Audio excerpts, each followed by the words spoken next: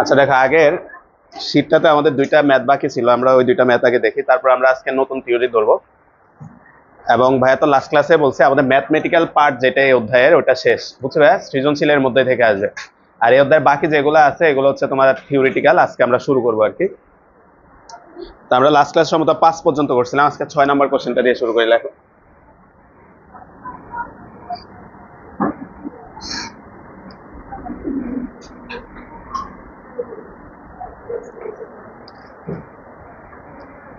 লেখো ভাই, question number 6।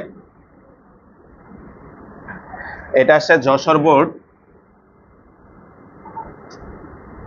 2016।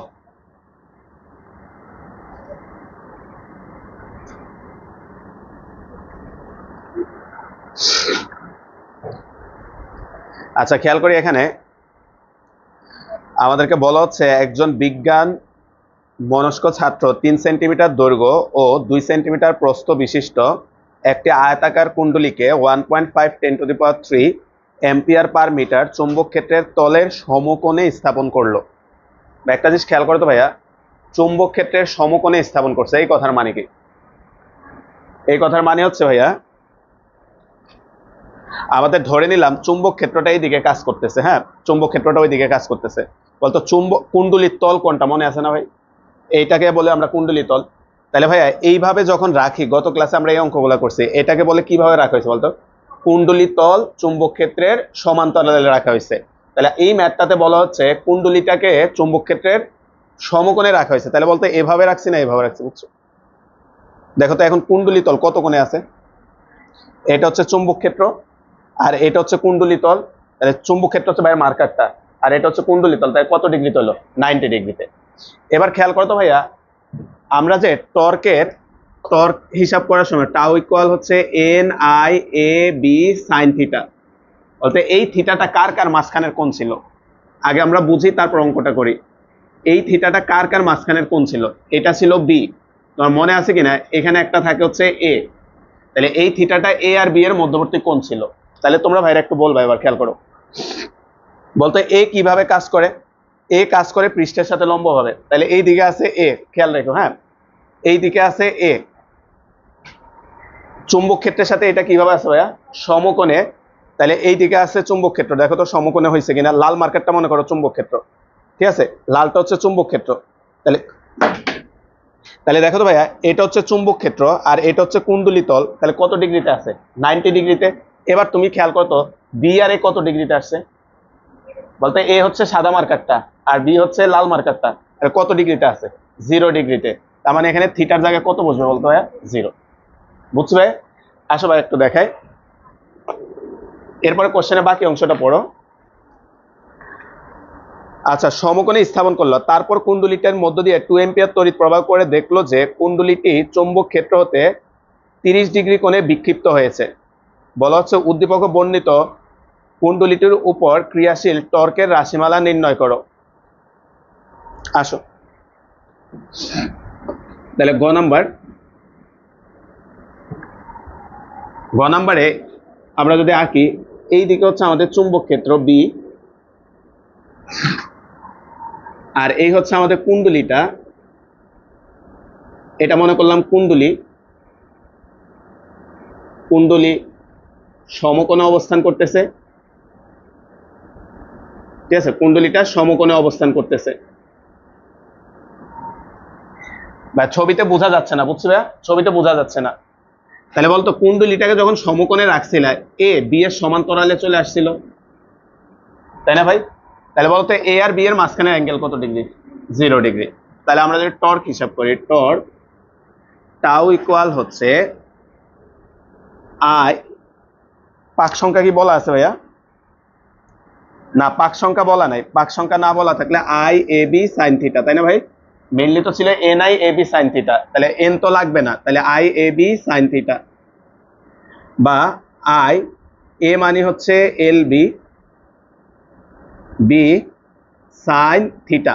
বলতো ভাই থিটার মান কত বসবে? অনেক সময় কিন্তু আমরা 90 ডিগ্রি বসাই দিই, কিন্তু এটা 90 ডিগ্রি হবে না। তোমাদের মনে আছে কিনা লাস্ট ক্লাসে আমরা পড়ছিলাম থিটা সমান সমান 90 ডিগ্রি মাইনাস আলফা ছিল। এই আলফাটা কি? এই আলফাটা হচ্ছে কুণ্ডলী তল কত ডিগ্রি কোণে অবস্থান করে, তাহলে কুণ্ডলী তল সমকোণে অবস্থান করছে, তাহলে সমকোণে যদি অবস্থান করে দেখো তো ভাইয়া 90 ডিগ্রি মাইনাস 90 ডিগ্রি, তাহলে কত হয়ে যায়? 0 ডিগ্রি। তাহলে এখানে আসবে হচ্ছে সাইন 0 ডিগ্রি, তাহলে আসবে হচ্ছে 0।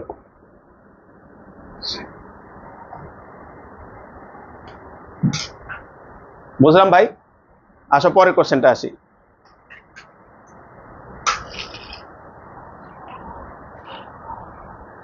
বলা হচ্ছে উদ্দীপকে কুণ্ডলীটি যদি চৌম্বক ক্ষেত্রের সাথে 90 ডিগ্রি কোণে বিক্ষিপ্ত হয় তবে কৃত কাজের পরিমাণ বের করো। তা আসলে কুণ্ডলীর ক্ষেত্রে আমরা কৃত কাজটা কিভাবে বের করব? কোনটা দেখুন।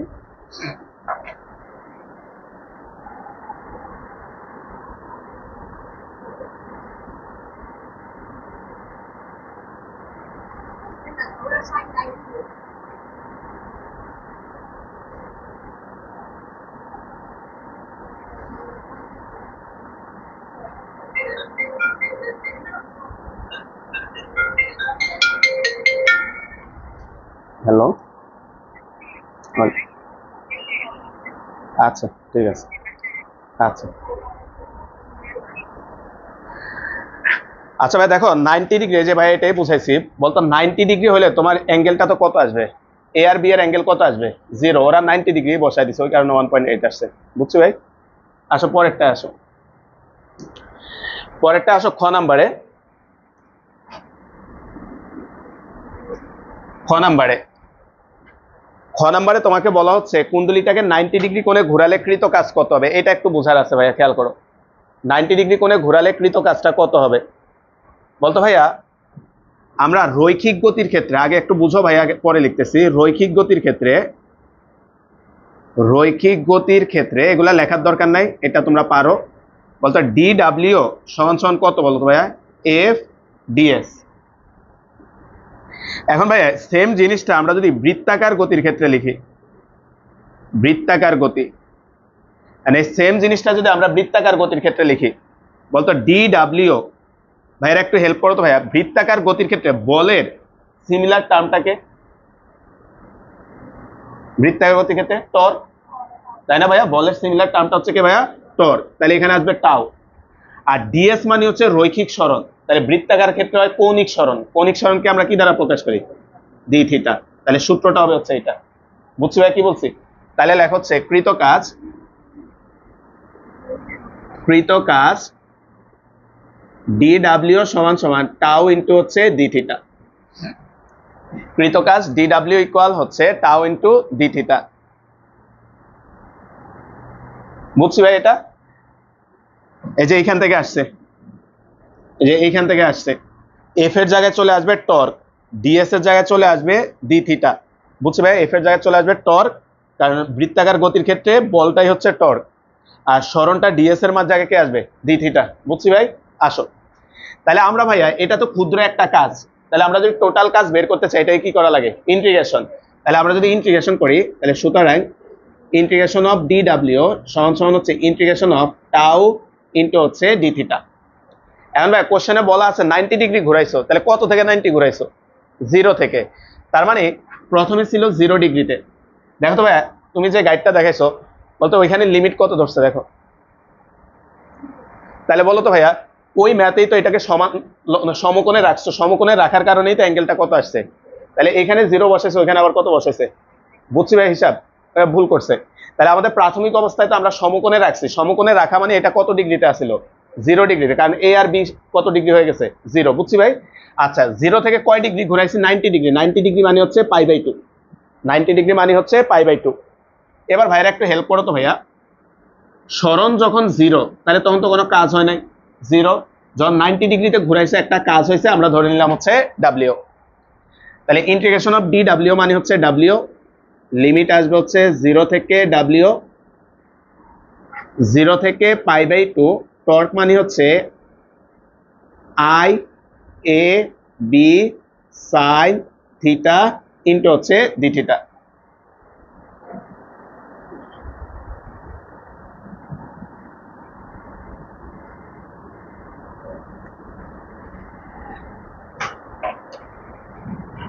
বা ডাব্লিউ মাইনাস জিরো সমান সমান হচ্ছে আই এ বি, এটা কমন নিয়ে নিলাম, 0 থেকে π/2 সাইন থিটা ইন্টু হচ্ছে ডি থিটা, বা ডাব্লিউ ইকুয়াল হচ্ছে আই এ বি, সাইন থিটাকে ইন্টিগ্রেট করলে আসে হচ্ছে মাইনাস কস থিটা।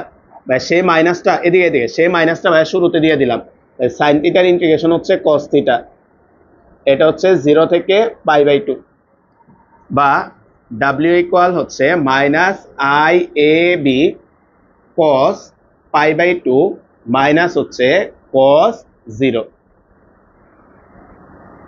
বা ডাব্লিউ ইকুয়াল হচ্ছে আই এ বি কস π/2 হচ্ছে 0 আর কস 0 হচ্ছে 1, তাহলে এটা গুণ করলে আসবে ডাব্লিউ ইকুয়াল হচ্ছে আই এ বি।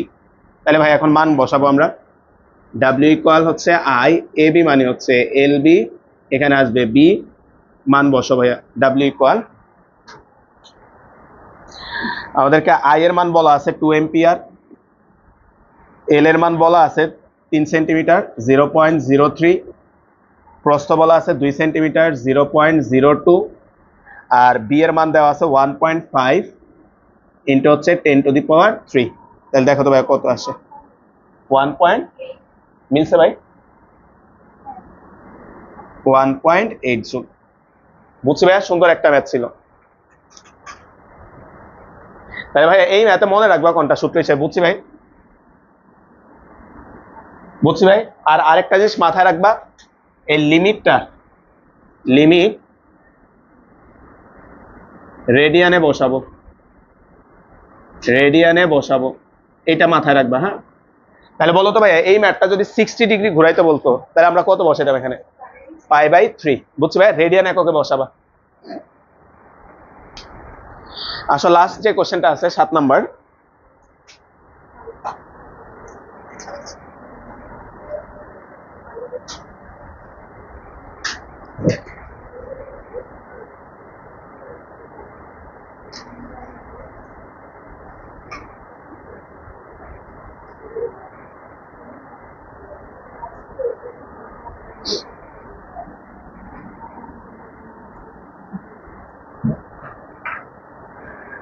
আচ্ছা দেখো কোশ্চেন 7 যেটা আছে, কোশ্চেন 7 দেখো, cantonment public school and college ওদের টেস্ট পরীক্ষার কোশ্চেন, একটু খেয়াল করো। বলা হচ্ছে চিত্রের কুণ্ডলী তল চুম্বক ক্ষেত্রের সাথে সমান্তরালে। ভাই আগের কোশ্চেনটা আর এটার সাথে একটু মিলাও, এখানে সমান্তরালে বলছে কিন্তু, তাহলে থিটার মান কত ভাই, 90 ডিগ্রি। সমান্তরালে বলার কারণে তুমি থিটা 90 বসাচ্ছ, তাহলে 90 বলার কারণে থিটা কেন 90 বসাবা, 90 হলে থিটা হয়ে যাবে কত, 0, কারণ কুণ্ডলী তল কোনটা এটা তো বুঝছো ভাই, তাই না ভাইয়া। আসো এরপরে তোমাকে তারা বলাচ্ছে এ বি ও সিডি বাহুতে কি পরিমাণ বল কাজ করে নির্ণয় করো, এ বি আর সিডি বাহুতে কি পরিমাণ বল কাজ করে সেটা নির্ণয় করো। আসো ভাইয়া কোশ্চেন 7 গ,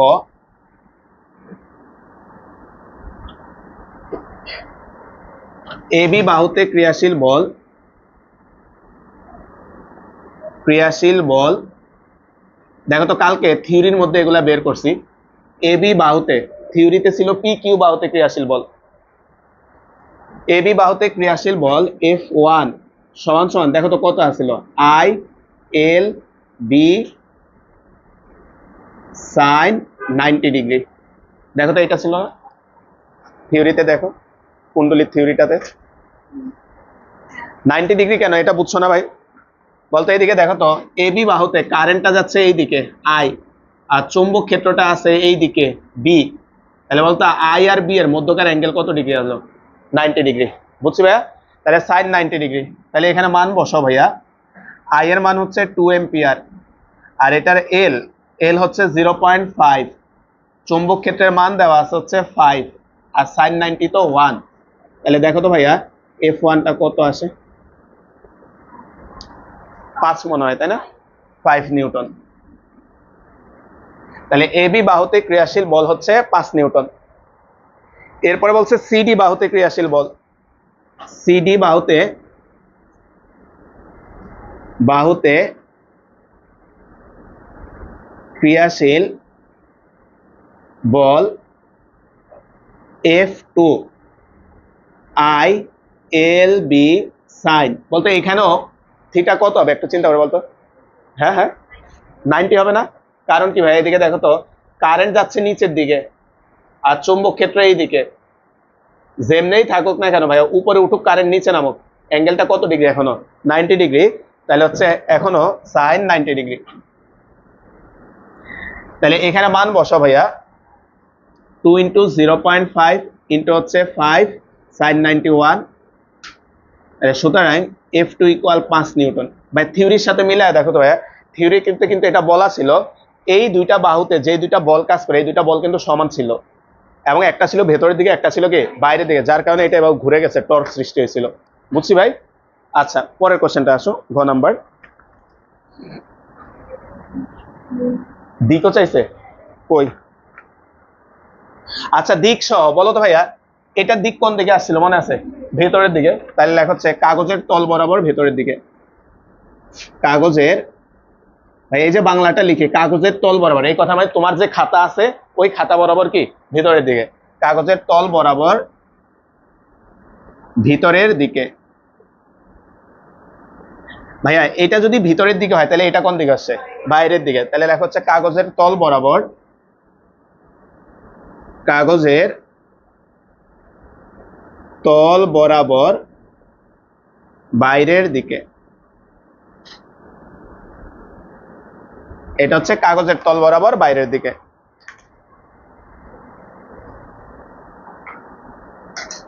সাউন্ড নাই?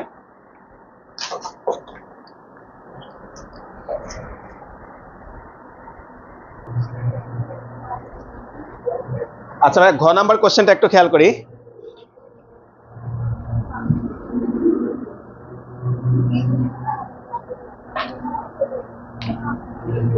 আচ্ছা এদিকে এদিকে ভাই, ঘ নাম্বারে বলা হচ্ছে কুণ্ডলিটি যদি চুম্বক তলের সাথে 30 ডিগ্রি কোণে থাকে। ভাইয়া খেয়াল করো, বলো বুঝে বলবা। কুণ্ডলিটা যদি চুম্বক তলের সাথে 30 ডিগ্রি কোণে থাকে, থিটার মান কত? হ্যাঁ মানে 60 ডিগ্রি বসাইতে হবে। বুঝছো? এগুলা কিন্তু পরীক্ষায় পেঁচায় ফেলবা নাইলে। ওই জন্য ভাইয়া দেখবা ছবি এঁকে দেখাই দিছি, দুইটা ছবি, তাই না ভাইয়া? তাহলে কুণ্ডলীর তল হচ্ছে 30 ডিগ্রিতে আছে, তার মানে এ হচ্ছে 60 ডিগ্রিতে আছে। বুঝছি ভাইয়া? তাহলে আমরা লেখা হচ্ছে ঘ নাম্বার, এ ভেক্টর ও বি ভেক্টর এর মধ্যবর্তী কোণ থিটা সমান সমান হচ্ছে 90 ডিগ্রি মাইনাস 30 ডিগ্রি সমান সমান হচ্ছে 60 ডিগ্রি। তো আমাদেরকে বলছে যে টর্ক সৃষ্টি হবে, মানে এই অবস্থায় যে টর্কটা সৃষ্টি হবে, তাহলে আমরা যদি টর্কের মান বের করি, টর্ক টাউ ইকুয়াল হচ্ছে, চাইলে এন লিখতেও পারো, কোনো সমস্যা নেই। এন এর জায়গায় এন এর মান না বললে কত বসায় দিবা? 1। ঠিক আছে, N I A B sine theta. এটাকে আমরা 1 নাম্বার ইকুয়েশন রাখলাম। বলতে এটার সাথে কার কম্পেয়ারে যেতে বলছে দেখো তো, সর্বোচ্চ টর্কের অর্ধেক হবে কিনা। সর্বোচ্চ টর্ক কখন হবে বলো ভাইয়া? থিটার মান যখন 90 ডিগ্রি হবে। ঠিক আছে ভাইয়া? তাহলে থিটা ইকুয়াল 90 ডিগ্রি হলে, থিটা ইকুয়াল 90 ডিগ্রি হলে টর্ক সর্বোচ্চ হবে, টর্ক সর্বোচ্চ হবে। তাহলে সুতরাং সর্বোচ্চ টর্ক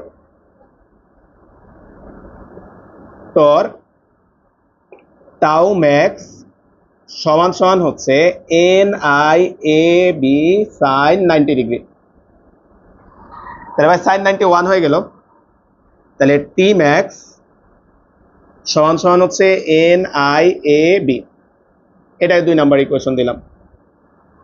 এখন ভাই আমরা 1 কে 2 দ্বারা ভাগ করে দাও, 1 ভাগ হচ্ছে 2। তাহলে টাউ ডিভাইডেড বাই হচ্ছে টাউ ম্যাক্স সমান সমান হচ্ছে N I A B sine theta divided by হচ্ছে এন আই এ বি। দেখো তো ভাইয়া এন আই এ বি কাটা, তাহলে এখানে আমরা পাচ্ছি tau divided by tau max সমান সমান হচ্ছে সাইন থিটা। বলতো থিটার মানটা বসায় দাও 60 degree, tau divided by tau max সমান সমান হচ্ছে sin 60 ডিগ্রি বা tau divided by tau max sin 60 হচ্ছে √3/2। সুতরাং টাউ ইকুয়াল √3/2 টাউ ম্যাক্স। তার মানে ভাইয়া সর্বোচ্চ টর্কের √3/2 গুণ আসছে, তারা বলছে অর্ধেক হবে কিনা, তাহলে হবে না, তাই না? তাহলে হবে না, তাহলে আমরা এটাকে লেখো সুতরাং টাউ ইজ নট ইকুয়াল হচ্ছে √3/2 টাউ ম্যাক্স, তাহলে সর্বোচ্চ টর্কের অর্ধেক হবে না, হাফ টাউ ম্যাক্স, সর্বোচ্চ টর্কের অর্ধেক হবে না। না ভাই,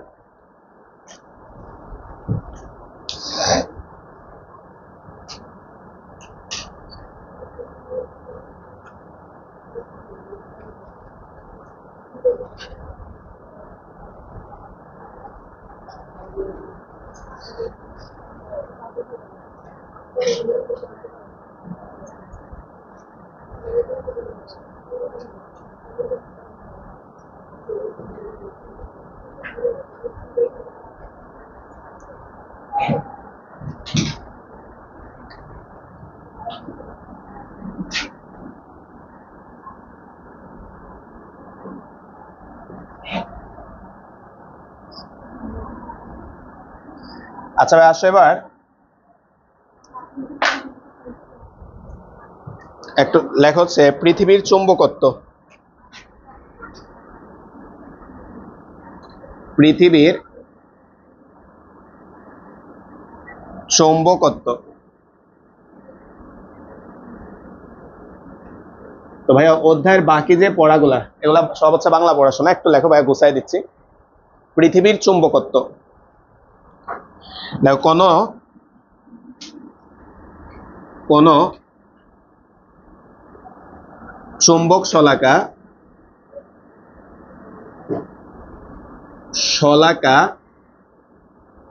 বা দণ্ড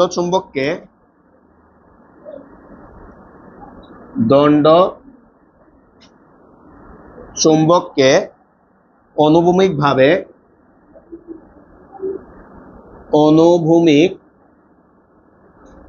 ভাবে এর ভার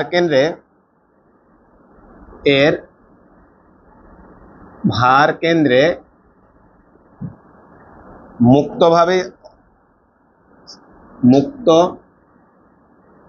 অবস্থায় স্থাপন করলে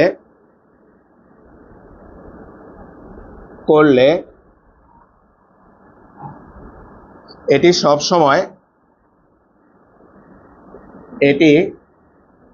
সব সময় উত্তর দক্ষিণ দিক বরাবর অবস্থান করে। উত্তর দক্ষিণ দিক বরাবর অবস্থান করে। এবার আসো ভাইয়া, এখানে যে কথাটা বলছে, তোমরা যে কোনো একটা চুম্বক নিয়ে তোমরা দেখছো কিছু চুম্বক আছে দণ্ড চুম্বক, তাই না ভাইয়া? দুই পাশে দেখবা নর্থ আর সাউথ লেখা থাকে।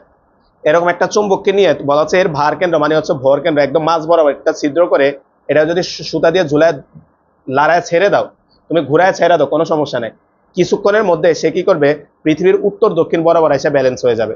কেন ব্যালেন্স হচ্ছে ভাইয়া? আমরা মনে করলাম এটা হচ্ছে আমাদের পৃথিবী, এটা হচ্ছে পৃথিবীর নর্থ আর এটা হচ্ছে পৃথিবীর সাউথ, দুইটা পোল থাকে, তাই না ভাই? একটা নর্থ পোল আর একটা হচ্ছে কি সাউথ পোল, মানে উত্তর আর দক্ষিণ পৃথিবীর। এখন তুমি যখন এই চুম্বকটাকে ঝুলায় ছেড়ে দিবা, এই চুম্বকটা কখনো এইভাবে থাকে না যে সে পৃথিবীর পশ্চিম আর পূর্ব বরাবর কিন্তু থাকে না, সে সবসময় থাকে কোন বরাবর বলতো ভাইয়া? পৃথিবীর, এই যে বলেই দিছে উত্তর দক্ষিণ দিক বরাবর থাকে, পৃথিবীর উত্তর দক্ষিণ দিক বরাবর চুম্বকটা এভাবে থাকে। এখন প্রশ্ন হচ্ছে ভাইয়া চুম্বকটা তো পূর্ব পশ্চিমেও থাকতে পারে, উত্তর দক্ষিণে থাকতেছে কেন? তার অ্যান্সার হচ্ছে ভাইয়া পৃথিবীর ভেতরে একটা বিশাল চুম্বক ক্ষেত্র আছে, যেই চুম্বক ক্ষেত্রটা এই চুম্বক ক্ষেত্রটাকে আকর্ষণ করে তার ঠিক বরাবর নিয়ে আসতেছে। এখন প্রশ্ন হচ্ছে ভাইয়া এই সাইডটা কি? এটা হচ্ছে যে চুম্বকটা তুমি ঝুলাইছো, ওই চুম্বকের সাউথ প্রান্ত থাকবে এই পাশে আর নর্থ প্রান্ত থাকবে এই পাশে। ঘটনা বুঝো কেন বলতো? পৃথিবীর চুম্বকের নর্থ যেটা, সে কি আমার চুম্বকের নর্থকে আকর্ষণ করবে না, সে কি করবে? বিকর্ষণ করবে। তাইলে পৃথিবীর চুম্বকের যেটা নর্থ আমার চুম্বকে সেটা কি ভাইয়া সাউথ, তাহলে আমার সাউথকে সে টেনে তার দিকে আকর্ষণ করে নিয়ে যাবে। যেদিকে রাখো না কেন পৃথিবীর চুম্বক তোমার চুম্বকের সাউথটাকে টেনে তার দিকে নিয়ে আসবে। আবার ভাইয়া পৃথিবীর যে চুম্বকটা আছে সেটার যে সাউথ আছে সেটা তোমার চুম্বকের নর্থটাকে টেনে তার দিকে নিয়ে আসবে। বোঝা গেল ভাই? তাহলে বলো তো ভাইয়া, এই সিদ্ধান্ত থেকে একজন বিজ্ঞানী, ওনার নাম হচ্ছে ডাক্তার গিলবার্ট, সম্ভবত চিকিৎসা বিজ্ঞানী ছিল। তো উনি হচ্ছে প্রথম এই পৃথিবীতে যে একটা বিশাল চুম্বক ক্ষেত্র আসে 1600 সালের দিকে এটা আবিষ্কার করছেন। এটা থেকে বোঝে যে চুম্বক কেন পূর্ব পশ্চিমে থাকে না। তার অ্যান্সার হচ্ছে যে পৃথিবীর ভেতরেও একটা কি আছে ভাইয়া, চুম্বক। ওই চুম্বক এই চুম্বকটাকে আকর্ষণ করে অলওয়েজ পূর্ব পশ্চিমে রাখতেছে। আসো এরপরে লেখো, এ থেকে বোঝা যায় যে এ থেকে বোঝা যায় যে ভূপৃষ্ঠে একটি চৌম্বক ক্ষেত্র বিদ্যমান। ভূপৃষ্ঠে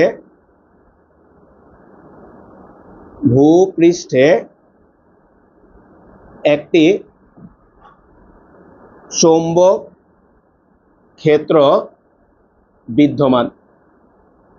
এ থেকে বোঝা যায় যে ভূপৃষ্ঠে একটা চৌম্বক ক্ষেত্র বিদ্যমান। 16 খ্রিস্টাব্দে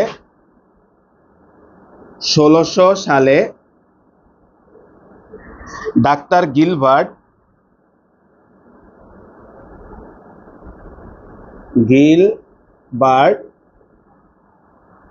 পৃথিবী একটি চুম্বকের ন্যায় আচরণ করেন। গিলবার্ট প্রমাণ করেন যে পৃথিবী একটি চুম্বকের ন্যায় আচরণ করে।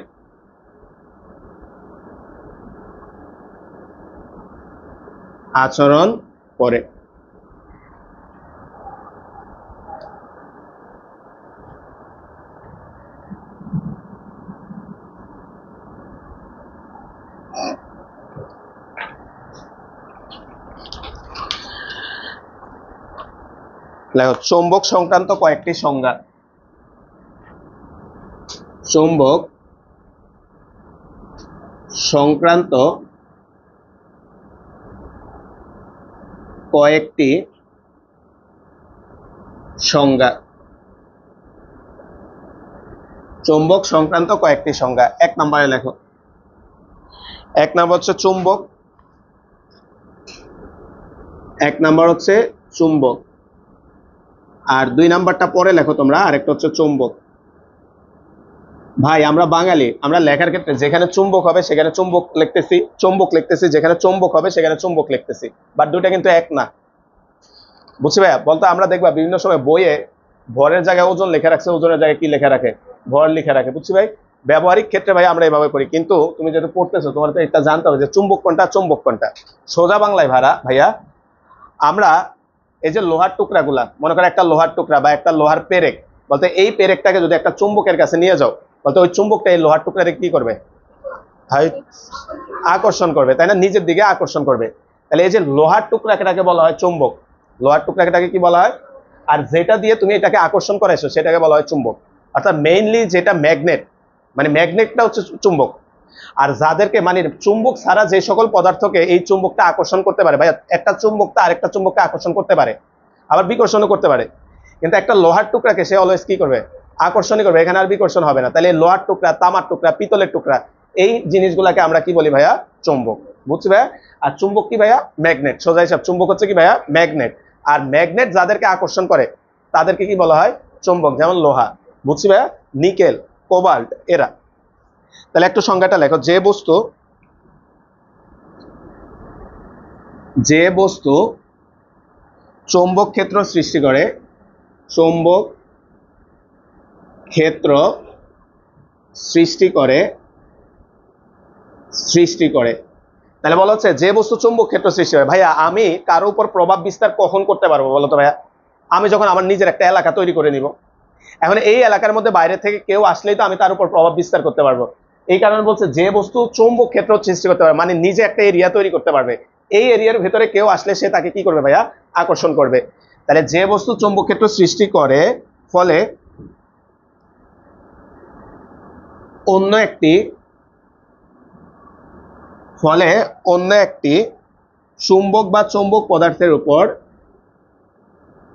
চুম্বক বা চৌম্বক পদার্থের উপর বল প্রয়োগ করে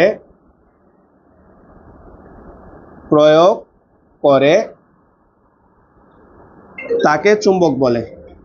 তাকে চুম্বক বলে।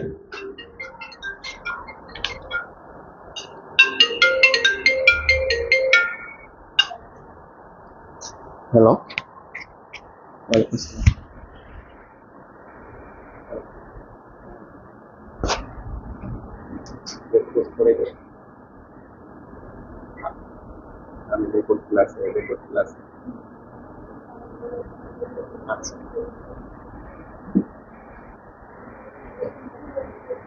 আচ্ছা ভাই, দেখো এবার চুম্বক যে সকল পদার্থকে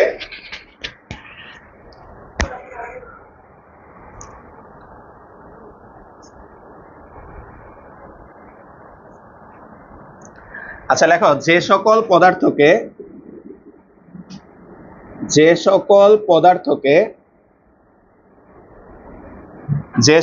পদার্থকে চুম্বক আকর্ষণ করে ভাই দেখো তো এখান থেকে একটু বলো তো ভাইয়া, যেটা বুঝাইছি ওইটাই বলছে না? যাদেরকে চুম্বক আকর্ষণ করে, কারে? লোহাকে, তাই না ভাইয়া? পিতলকে, তামাকে, এদেরকে চুম্বকের কাছে, এরা কিন্তু ওইটাকে আকর্ষণ করতে পারবে না, বুঝছো ভাইয়া? আবার তোমরা ছোটবেলায় পড়ছিলা ভাইয়া, বলো তো লোহার মধ্যে তার পেঁচায়া লোহাকে কি বানান যায়? পড়ছো কেউ? লোহার মধ্যে তার পেঁচায়া সেই তারের মধ্যে দিয়ে কারেন্ট পাস করলে সেই লোহাটা চুম্বকে পরিণত হয়। সেই লোহাটা কিসে পরিণত হয়? অর্থাৎ লোহাকে তুমি চাইলে কিছুক্ষণের জন্য একটা অস্থায়ী চুম্বকে পরিণত করতে পারবা। এই টাইপের পদার্থগুলা যাদেরকে চুম্বক আকর্ষণ করবে এবং যাদেরকে তুমি অস্থায়ী চুম্বকে পরিণত করতে পারবা, তাদেরকে কি বলা হয় ভাইয়া? চুম্বক পদার্থ। তাই লেখা হচ্ছে যে সকল পদার্থকে চুম্বক আকর্ষণ করে এবং যাদেরকে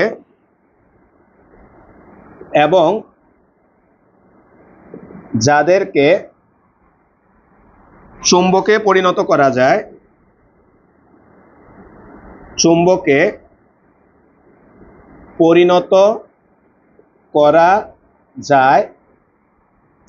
তাদেরকে চৌম্বক পদার্থ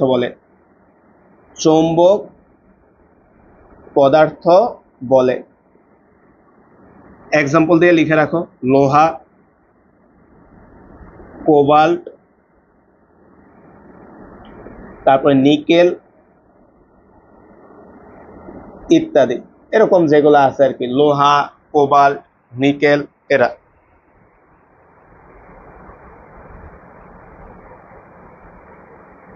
এবার বলো তো ভাইয়া, লোহাকে চুম্বকের কাছে নিলা, ভাইয়া এদিকে, লোহাকে চুম্বকের কাছে নিলা, চুম্বক লোহাকে আকর্ষণ করলো, তাহলে লোহাকে তুমি কি বলছো ভাইয়া? চুম্বক বা চুম্বক পদার্থ। চুম্বকের কাছে একটা কাগজকে নিলা, চুম্বকের কাছে একটা কাঠকে নিলা, চুম্বকের কাছে একটা রাবারকে নিলা, বলতে এদেরকে চুম্বককে আকর্ষণ করবে না, তাহলে এদেরকে কি বলে? এদেরকে বলা হয় চৌম্বক পদার্থ, যাদেরকে আকর্ষণ করে। আর যাদেরকে আকর্ষণ করে না তাদেরকে বলা হয় অচৌম্বক পদার্থ। তাহলে পরের সংজ্ঞাটা লেখো, 3 নাম্বার, অচৌম্বক পদার্থ।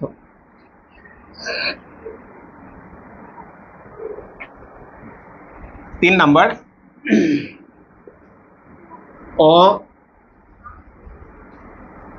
অচৌম্বক পদার্থ। অচৌম্বক পদার্থ বলা হচ্ছে যে সকল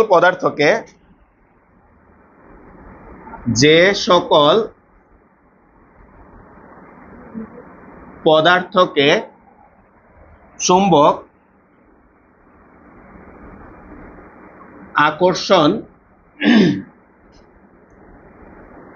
আকর্ষণ করে না এবং যাদেরকে চুম্বকে পরিণত করা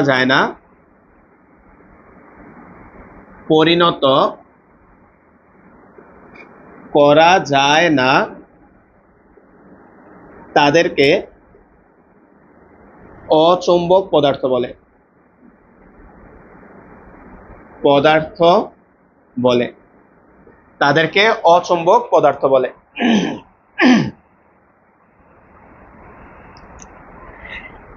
এরপরে লেখা হচ্ছে চুম্বক মেরু। 4 নাম্বার, চুম্বক মেরু। বলতো ভাই এটা তোমরা জানো, এর আগের দিনে ভাই বলছিলাম, এটা যদি একটা দণ্ড চুম্বক হয়, এই দণ্ড চুম্বকের একদম প্রান্তে দুইটা বিন্দু থাকে, যে দুইটা বিন্দুতে চুম্বকের আকর্ষণ করার ক্ষমতা সবচেয়ে বেশি, এই দুইটা বিন্দুকে চুম্বকের কি বলা হয়? মেরু বিন্দু বলা হয়।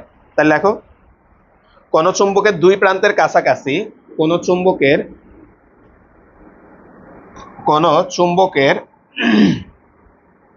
চুম্বকের দুই প্রান্তের কাছাকাছি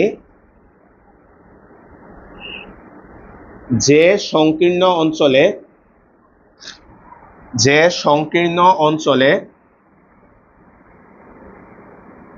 অঞ্চলে আকর্ষণ ক্ষমতা সবচেয়ে বেশি, আকর্ষণ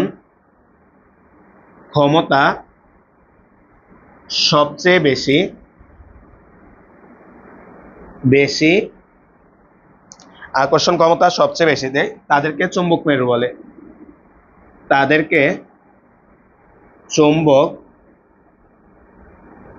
মেরু বলে।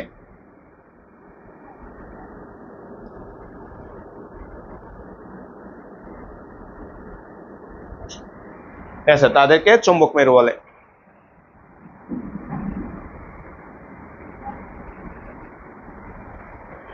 পাঁচ নাম্বার লেখো। 5,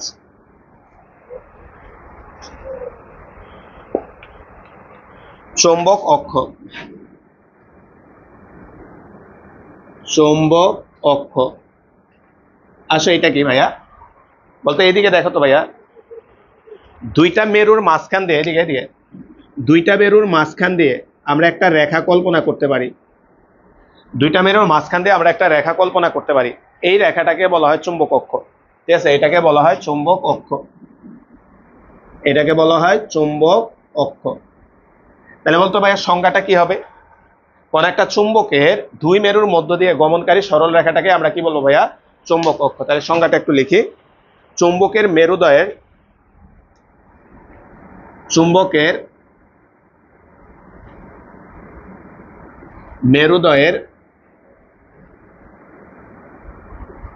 মধ্য দিয়ে গমনকারী কাল্পনিক রেখাকে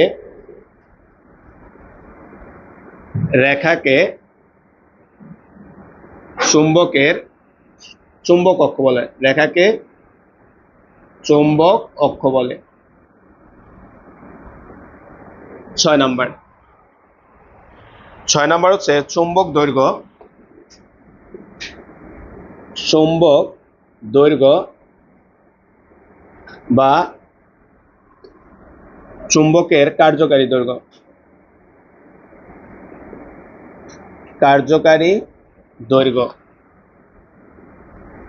বলতো ভাই এটা বলছিলাম একদম প্রথম ক্লাসে, চুম্বকের দৈর্ঘ্য বলতে কতটুকু বোঝায়?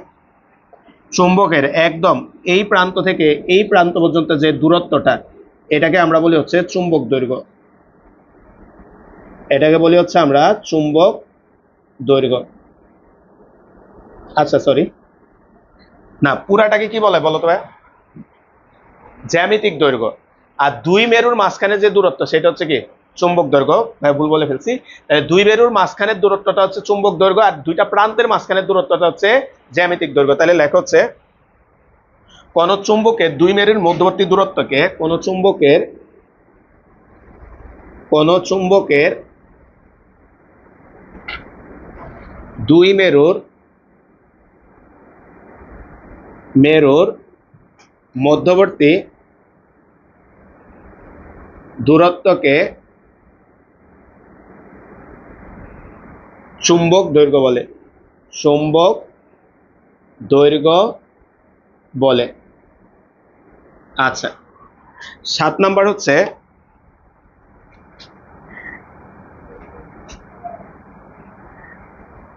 7 নাম্বার হচ্ছে জ্যামিতিক দৈর্ঘ্য।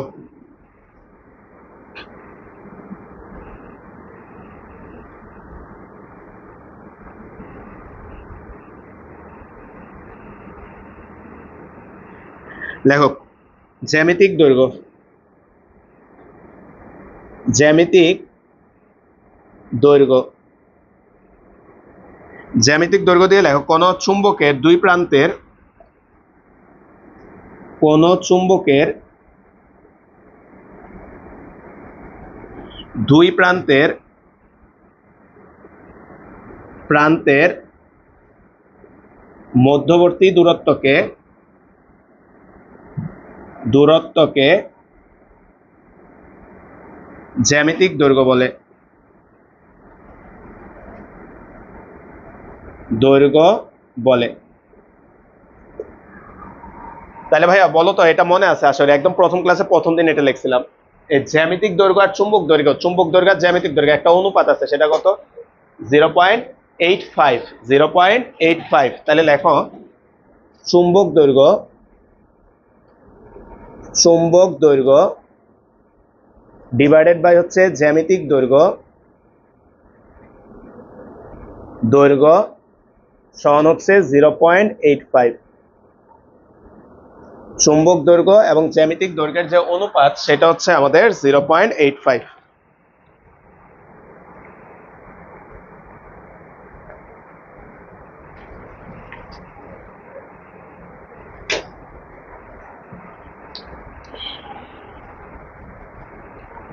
এদিকে একটু খেয়াল করি তো ভাইয়া,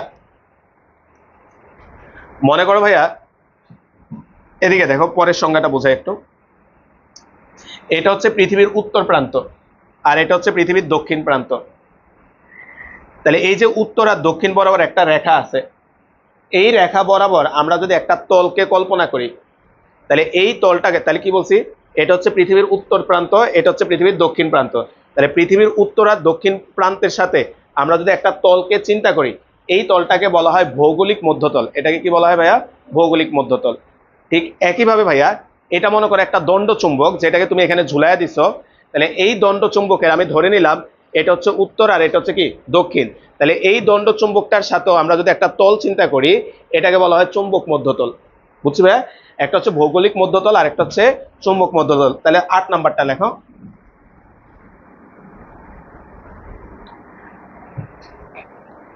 8 নাম্বার ভৌগোলিক মধ্যতল। 8 নাম্বার ভৌগোলিক মধ্যতল। 8 নাম্বার হচ্ছে ভৌগোলিক মধ্যতল। বলা হচ্ছে পৃথিবীর কোন স্থানে, পৃথিবীর কোন স্থানে স্থানে পৃথিবীর কোন স্থানে ভৌগোলিক উত্তর ও দক্ষিণ মেরু বরাবর, ভৌগোলিক উত্তর ও দক্ষিণ মেরু বরাবর, মেরু বরাবর কল্পিত উলম্ব তলকে ভৌগোলিক মধ্যতল বলে। মধ্যতল বলে। দেখো তো ভাই বুঝো কিনা, এবার ভাই যেটা বুঝাইছি দেখো তো একটু মিলে কিনা। বলা হচ্ছে পৃথিবীর কোন স্থানে ভৌগোলিক উত্তর দক্ষিণ বরাবর, এই যে ভৌগোলিক উত্তর দক্ষিণ বরাবর কল্পিত মানে একটা তল কল্পনা করা হয়, এই তলটাকে আমরা কি বলবো ভাইয়া? ভৌগোলিক মধ্যতল। এবার 9 নাম্বার লেখা হচ্ছে চুম্বক মধ্যতল। চুম্বক মধ্যতল। তাই চুম্বক মধ্যতলে যদি আসে, মুক্তভাবে সাম্য অবস্থায় অবস্থিত, মুক্তভাবে সাম্যাবস্থায় অবস্থিত, মুক্তভাবে সাম্যাবস্থায় অবস্থিত কোন চুম্বকের, কোন চুম্বকের চুম্বক অক্ষ বরাবর বরাবর কল্পিত উলম্ব তলকে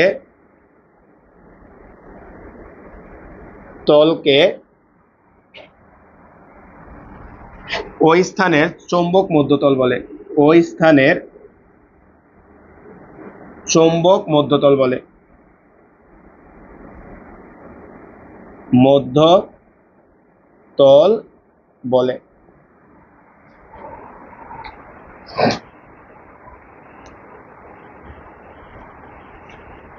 এখন এইটা কেন পড়ছি ভাইয়া বলি। ভাইয়া এদিকে খেয়াল করো, কেমনে দেখে, কি দিয়ে দেখাবো,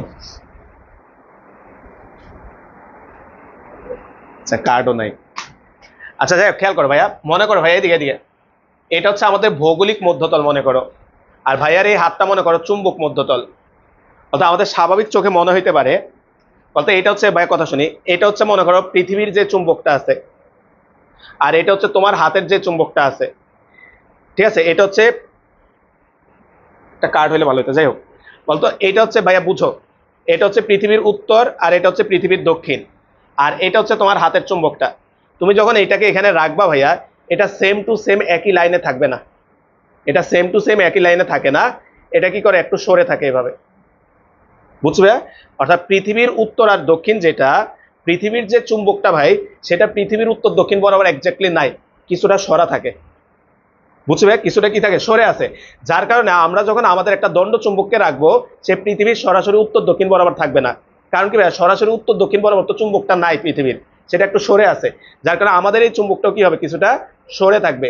ভাইয়া এই যে ভৌগোলিক মধ্যতল মানে কি, মনে করো এটা হচ্ছে আমাদের ভৌগোলিক মধ্যতল, কারণ পৃথিবীর চুম্বকটা আছে এখানে ভাই। তাহলে বলো তো ভাইয়া, তুমি যদি একটা চুম্বককে রাখো, সে কি পৃথিবীর নর্থ সাউথ বরাবর থাকবে না, সে তো এই চুম্বক বরাবর চলে আসবে। যার কারণে দেখা যায় ভাইয়া, ভৌগোলিক মধ্যতল থেকে চুম্বক মধ্যতলটা কিছুটা এভাবে সরে থাকে। তাহলে কত কোণে সরে গেছে, এই কোণটাকে বলা হয় বিচ্যুতি কোণ। এটাকে কি বলা হয় ভাইয়া? অর্থাৎ জিনিসটা হচ্ছে এইরকম, এই যে দুইটা তলের মাঝখানে এই যে একটা গ্যাপ দেখতে পাবা, একই রেখায় না থেকে কিছুটা সরে থাকে, এই সরে থাকার এই যে সরে গেছে মানে বিচ্যুতি হয়েছে, তাহলে এই অ্যাঙ্গেলটাকে কি বলা হয়, বিচ্যুতি। আরো আছে, একটা চুম্বককে ঝুলাই দিলে তুমি দেখবা, ভালো করে তাকালে দেখবা এটা একদম স্ট্রেট লাইন থাকবে না, এটা কিছুটা এবার নত হয়ে থাকবে। এই যে নত হয়েছে, তাহলে এই সোজা থেকে কত কোণে ঝুলে গেছে বা নত হয়েছে, এই কোণটাকে বলে বিনতি কোণ। তাহলে খুবই ইম্পর্টেন্ট দুইটা সংজ্ঞা, যাদের পরীক্ষা আছে এই দুইটা কোণ প্রায় সময় সংজ্ঞা হিসাবে আগেও আসতো, আশা করি এখনই আসবে। একটা হচ্ছে বিচ্যুতি কোণ, আর একটা হচ্ছে কি, তাহলে বিচ্যুতি কি, পরে বইয়ের ভাষায় যাচ্ছি, কত কোণে সরে আছে এটাকে বলবো বিচ্যুতি ভৌগোলিক মধ্যতল থেকে, আর কত কোণে সে ঝুঁকে আছে এটাকে বলবো বিনতি। বুঝছি ভাইয়া? তাহলে পরের দুইটা সংজ্ঞায় আমরা যাই। কত নাম্বার হবে? 10। আর ভাইয়া বলি, তোমাদের সম্ভবত অনেকেরই পরীক্ষা শুরু হয়ে যাবে, তো পরীক্ষার মধ্যে যদি আসতে প্রবলেম হয়, বাসা থেকে ক্লাসগুলো করে আমরা ক্লাসগুলো কন্টিনিউ করি, ঠিক আছে? যেহেতু রেকর্ড থাকতেছে, বাসা বসে করো, আর পারলে এসে ক্লাস করে যাই আর কি, ঠিক আছে ভাই? কারণ অধ্যায়টা শেষ করে ফেলো আর কি, বাসায় বসে ফাঁকে ফাঁকে ক্লাসগুলো করে ফেলো, আর যাদের পরীক্ষা নাই তারা এসো আর কি। লেখো 10 নাম্বার। 10 নাম্বার লেখা হচ্ছে ভাইয়া বিচ্যুতি কোণ। বিচ্যুতি, বিচ্যুতি কোন স্থানে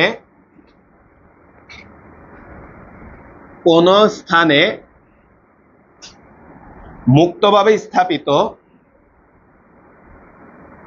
মুক্তভাবে স্থাপিত মুক্তভাবে স্থাপিত চুম্বক শলাকা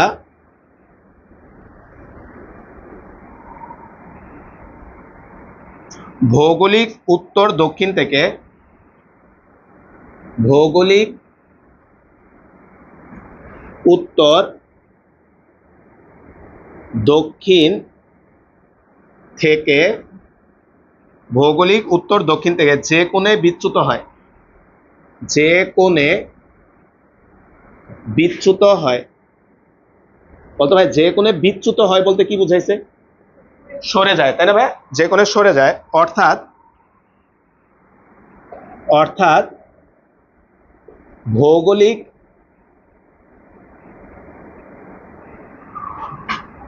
উত্তর দক্ষিণ মধ্যতল,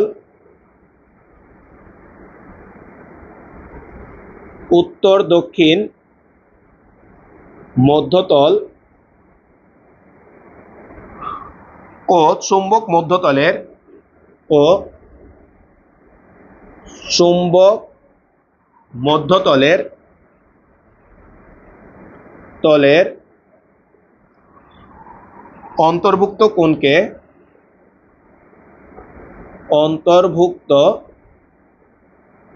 কোণকে ওই স্থানের বিচ্যুতি বলে। স্থানের বিচ্যুতি কোণ, এটাকে প্রকাশ করা হয় ভাইয়া থিটা বলে। ওই স্থানে বিচ্যুতি কোণ থিটা বলে।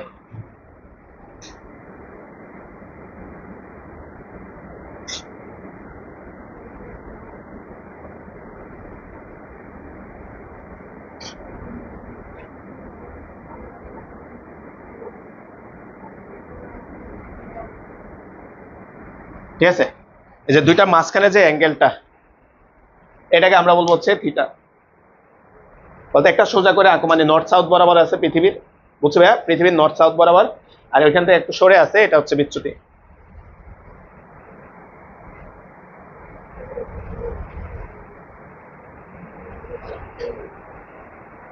একটা নোট লেখো, নোট। ঢাকার বিচ্যুতি 0.5 ডিগ্রি পূর্ব বলতে বোঝায়। ঢাকার বিচ্যুতি 0.5 ডিগ্রি পূর্ব বলতে বোঝায়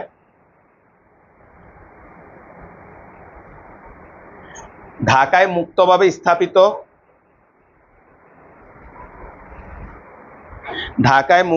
স্থাপিত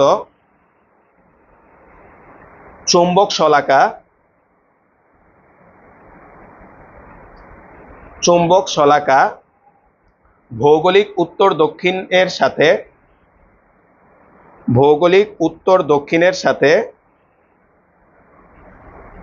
0.5 ডিগ্রি কোণে অবস্থান করে। 0.5 ডিগ্রি কোণে অবস্থান করে।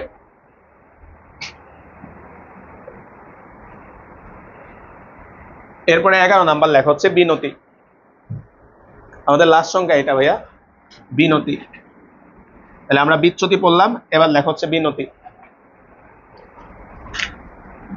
11 নাম্বার বিনতি। এটাকে প্রকাশ করা হয় ভাইয়া ডেল দ্বারা। এটাকে প্রকাশ করি হচ্ছে আমরা ডেল দ্বারা। ভাই নামের সাথে কিন্তু মিল আছে, বলতো বিচ্যুতি মানে কি, কতটুকু সরে গেছে, বিচ্যুত হয়েছে। আর বিনতি, নতি মানে নত, কতটুকু ঝুঁকে আছে বা কতটুকু নত হয়ে আছে, সেটাকে আমরা বলবো কি ভাইয়া, বিনতি। তাহলে এটা সংজ্ঞাটা একটু লেখো। চৌম্বক মধ্যতলে মুক্তভাবে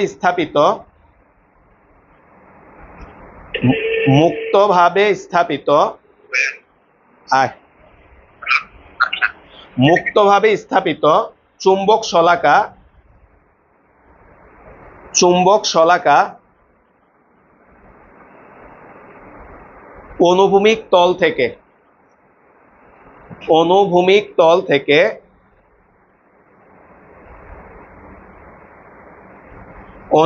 তল থেকে যে কোণে নত অবস্থায়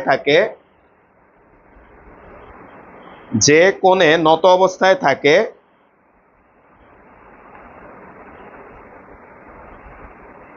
তাকে ওই স্থানের বিনতি বলে।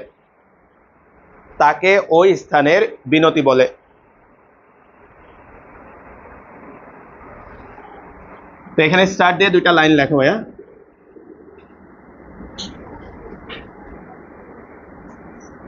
প্রথমটা লেখা হচ্ছে দুই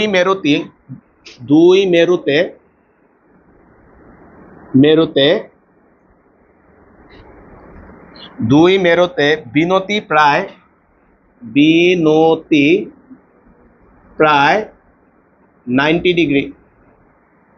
অর্থাৎ ভাইয়া পৃথিবীর দুই মেরুতে যদি চুম্বককে নিয়ে যাও ভাইয়া, বলতে পারো এখানে কি ঘটবে। তুমি যদি একটা চুম্বককে এভাবে রাখো, বলতে পারো এটা কেমনে থাকবে, এটা এভাবে হয়ে যাবে, বুঝছো ভাই, 90 ডিগ্রি হয়ে যাবে। দুই মেরুতে, অর্থাৎ সে নর্মালি এখন ঢাকায় একটা চুম্বক রাখলে তুমি এমনিই দেখবা, কিন্তু পৃথিবীর উত্তর আর দক্ষিণ গোলার্ধে নিয়ে গেলে বা মেরুতে নিয়ে গেলে এই চুম্বকটা এভাবে রাখলে সে 90 ডিগ্রি এভাবে ঘুরে যাবে। বুঝছি ভাইয়া? দুই মেরুতে বিনতি প্রায় 90 ডিগ্রি। এরপরে দেখা হচ্ছে বিষুবীয় রেখায়, বিষুবীয় রেখায়, বিশ্ব রেখায় বিনতি, বিনতি প্রায় 0 ডিগ্রি। তাহলে এই মানগুলো এমসিকিউতে আসে। বুঝছো ভাইয়া? তাহলে দুই মেরুতে হচ্ছে 90 ডিগ্রি আর বিষুব রেখা হচ্ছে বিনতি হচ্ছে কত ডিগ্রি? 0 ডিগ্রি। 1 মিনিট ভাইয়া, শেষ করতেছি।